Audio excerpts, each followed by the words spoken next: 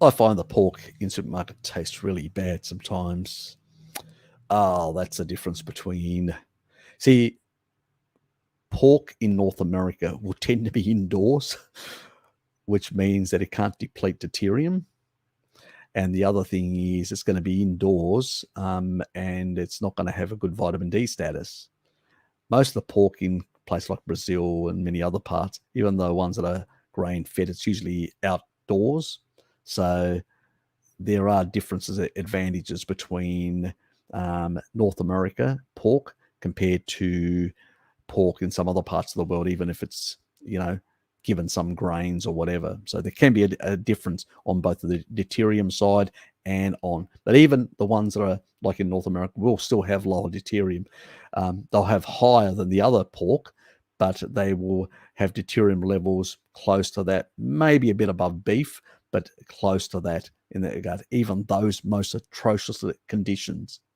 It's because the pork has very good detox pathways, very good pathways to reduce deuterium. So, even under the most worst conditions, it will still have lower deuterium, still, have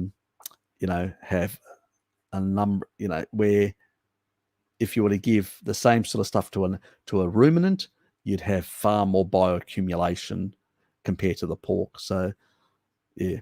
So if you're basically saying I'm going to feed a cow the same shit as I'm feeding a pork, I'd eat the pork before I ate the cow, because the cow's going to be a hell of a lot in a much worse state. Doesn't have those capacities. Pigs are designed, though. I mean, the Polynesians used to have them on their ships and just feed them all sorts of junk carbohydrates and whatever else, and tubers and whatever else and stuff like that. They used to feed them whatever they had with them. They'll eat anything, you know. It's just they're a rubbish machine.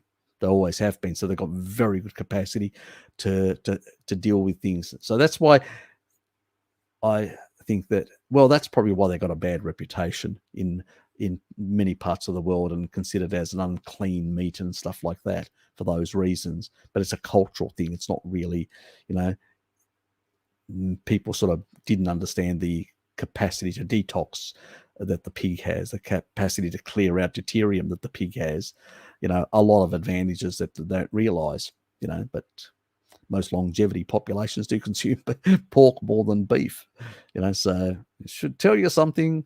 Lower deuterium.